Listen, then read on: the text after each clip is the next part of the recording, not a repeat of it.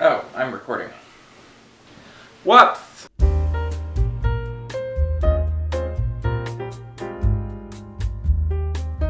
So this is day 3. I took a quick break last night to reorganize my phone.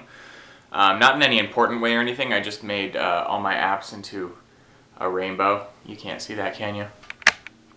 Made all my apps into a rainbow. It's not for like a pride thing or anything, I just think it looks really pretty. And some may call me a sociopath for that, but their phone looks like a jumbled mess, so. Anyway, brand new day, fresh out of bed. I'm still a little so I can't guarantee whether or not any of my decisions within the next hour or two are going to be good decisions, worthy of my sewing prowess, or won't get me arrested. But I had an idea in the wee hours of the 3 a.m. morning that I want an undercoat. I've decided to make an ensemble. I'm just gonna use the same pattern as the jacket and just extend the tails by like a foot or a foot and a half maybe. And I'm gonna use obviously the gold fabric. I have so much of this. I had 4 sheets when I started. I think I'm down to 1. All right, go team, go. This is just a copy paste of the process from the actual jacket, but this time I'm cutting the pieces about 20 inches longer than the pattern to create a longer tail. So I've cut out all the pieces. We have the front, side, and back. And of course I've doubled those and also cut out lining pieces as well with a different type of fabric because I didn't have enough of the gold fabric, so I had to use a different other type of gold fabric, which is right there. I didn't quite have enough of this gold fabric to make the back pieces, and so I cut out a smaller back piece with the brocaded fabric that I'm using on the rest of the jacket.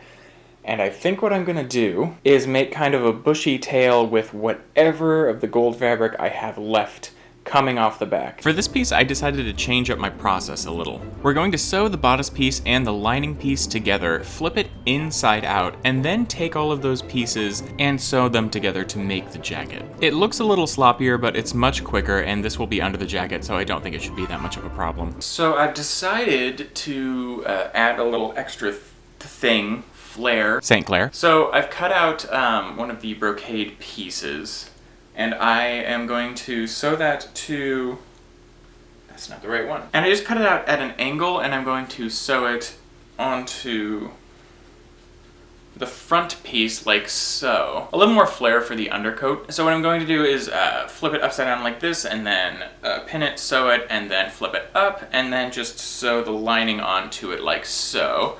And that way when I flip it inside out, it'll be all nice and crisp and beautiful. So let's get to it. So that took a long time to sew on at just the right angle, and my only advice would be to just do it. Okay, so remember that thing we talked about earlier about sewing all the pieces together? Yeah, that's what I'm doing now. I've already flipped them inside out, and so now it's just a matter of putting all the pieces together, and it's essentially no different than sewing all of the outer bodice pieces together to make the bodice. Also, pay attention to my fingers because they are way less tan than the rest of my hand, and that's because I've been doing a lot of biking. Okay, so the undercoat is looking good so far. I just need to put buttons on. And also this is a little weird. But let's be honest, I have a lot of other gay friends who would love this, so we're just gonna take care of that. Okay, so here's my plan so far. There's a giant gaping hole in the back of the garment that I need to fill with some beautiful gold fabric. I'm going to sew up the bottom all the way around so that it's not gonna be open in the front or back, it's just gonna be all the way sewn. And so to give myself a little more mobility, I'm taking a very long piece, bolt, strand, swath. Okay, I'm gonna take a piece of fabric and then ruche it up along the back so that it gives me a little more wiggle room, a little more, you know, shimmy and shake. So here's the bottom of the back of my jacket. The inside lining, obviously. So what I'm gonna do is I'm just going to pin this down and then ruche it. I'm not gonna iron it down or anything. I don't need it to be that neat and tidy, but we're just gonna ruche, pin, ruche, pin, and then we're gonna sew it down just like this. Ruche. Okay, now that we're done with that, let's go ahead and take the time to hem the bottom. Tuck the outer piece and the lining piece inside of each other, read them a bedtime story, and sew them together along the bottom. If I'm 100% honest, this looks a little ridiculous. Don't you agree? But in the best way.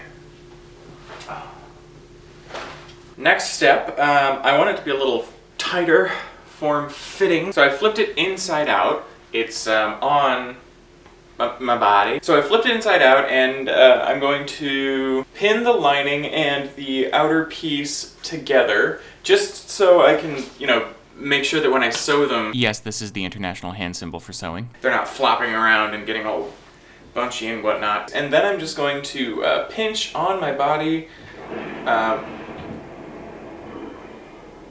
My house is drowning. Maybe about an inch in on both sides, that'll probably do it. Sew that up seamlessly, and then we're all good on that. Pin it up so that it curves like the bottom of the Titanic before it sank, so that it doesn't have any holes and is seamless with the rest of the jacket. I decided to put a collar on the undercoat as well, and it's essentially just copying the exact same process from the jacket. Consider the jacket to be the big brother, and then this vest being the little brother. Same genetics, but they still kind of look different, which I guess makes me the father, which is the closest I'll ever get to having kids because the government said I couldn't procreate. Okay, sleeve time. I wanted the sleeves to be bushy like Hagrid's beard while still maintaining a Maggie Smith level of finesse. I decided on half sleeves on top in gold fabric that bush out like a pair of 2015 hippie pants that look like a full diaper, and a cuff on the forearm of the sleeve made out of our gold brocade fabric. To make the pattern, I would recommend getting a shirt that you don't care about, preferably a dress shirt, reverse engineering the sleeve, and then using that as a pattern. If you don't have any dress shirts you want to sacrifice, you can just use your significant others if you're the same size and you're fighting. Just remember, if you're making puffy sleeves, to cut out an extra 2 or 3 inches on all sides. I cut out 2 pieces of fabric in the shape of granny panties, size 60, and these are going to be the top portion of my sleeve. Now sew your sleeve together. Because I'm not using a lining, I'm going to hem all around the edges of the sleeve just so it doesn't fray. Part of me wants to believe that the term fray comes from the band The Fray from the early 2000s, but try as I might, I still can't make the connection. Oh, hi Mark. So I've come this close to tell you a secret. This is the inside of the sleeve. We have an exposed edge here. I don't want that. And I don't want to get any of the frays in my armpit hair. I'm Portuguese, I have thick underarm hair. It's who I am. Seriously though, it's like a Brillo pad. Fold them over like so and just tuck the frayed end inside and then sew that up. Wow, so I totally forgot I was filming there for a second. Where are my sleeves? I've gotten my sleeves sewn up and they look good. They are going to puff out a little bit at the end, but I'm going to have a cuff coming all the way down my forearm, or is this the after arm? Which I have made here. So that's just going to fit on right there. I look like a robot. And then I've also sewn a lining piece that will just tuck right in the arms of the angel. That will just tuck right inside there like so. And it will look like my arm is a giant metal tube. I'm gonna bunch the end of this up and then tuck it inside, sew it up, and there we have our sleeve. I might do a cuff at the end actually in the brocade fabric, of which I don't know where it is. And other than that, I think that's it for the sleeves, and then we just gotta put them on. Pin your sleeves down with, well, pins or whatever sharp objects you happen to have lying around. But don't stab yourself, as red is not the color palette we're going for this jacket. Also, yes, those are my boyfriend's feet, so if you have a foot fetish, this video is for you, you little Tarantino. Now stuff the big part in the small part, and yes, I'm still talking about fabric, and pin that down as well. Sew everything up, removing the pins as you go. I know I shouldn't have to say that, but 3 broken needles later, I still need a reminder myself. Flip it inside out, and if you're anything like me, make a weird sound when you do it. Good morning!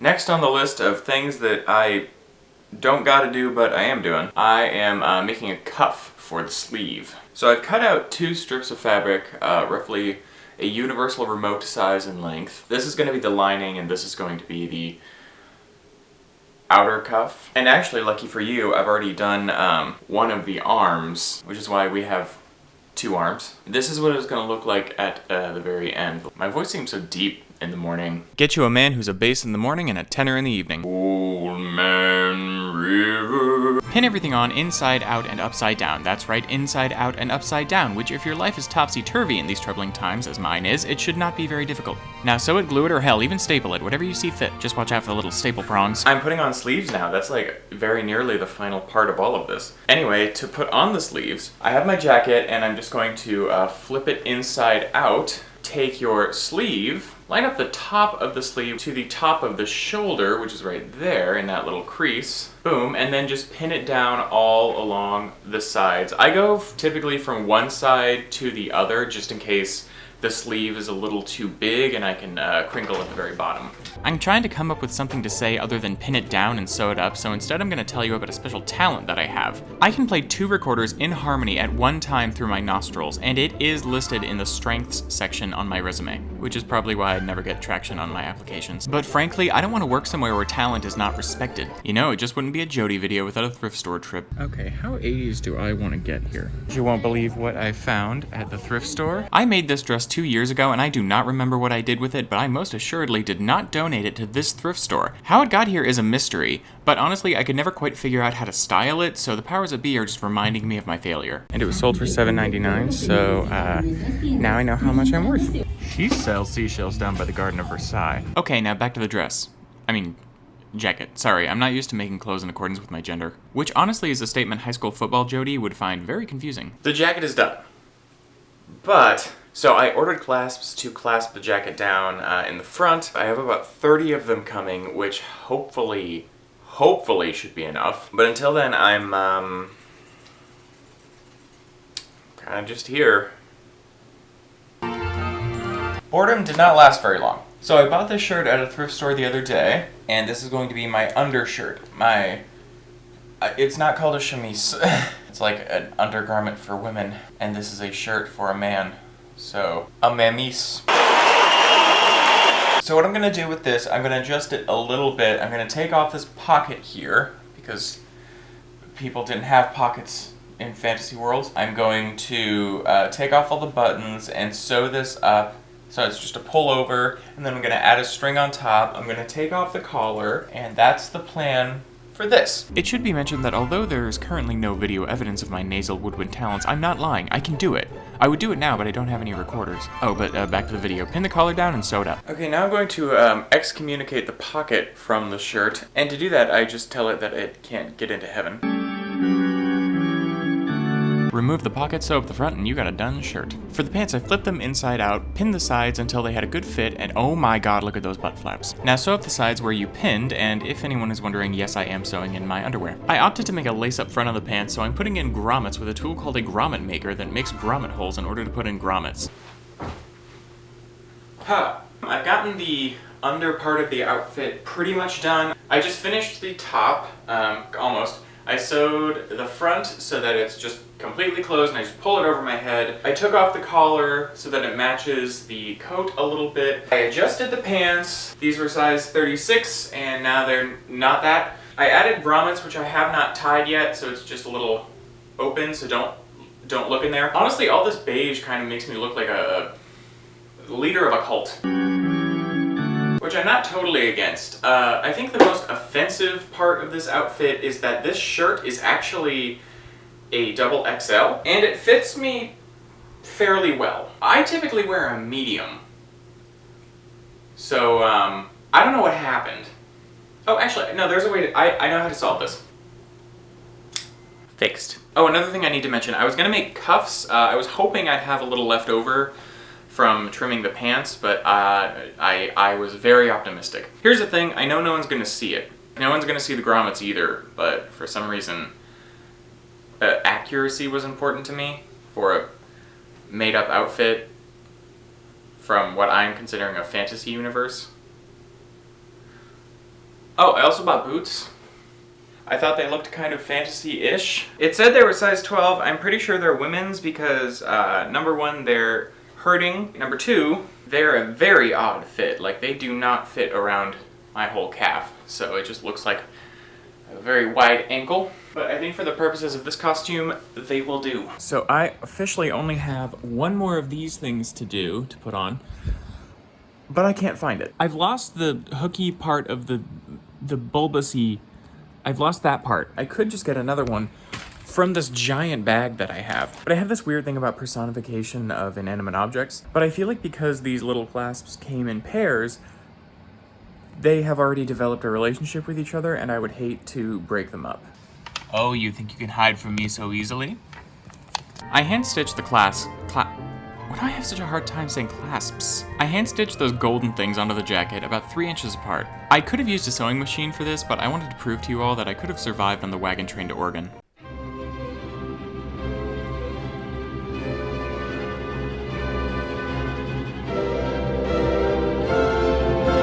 Boots wouldn't fit, so we got these.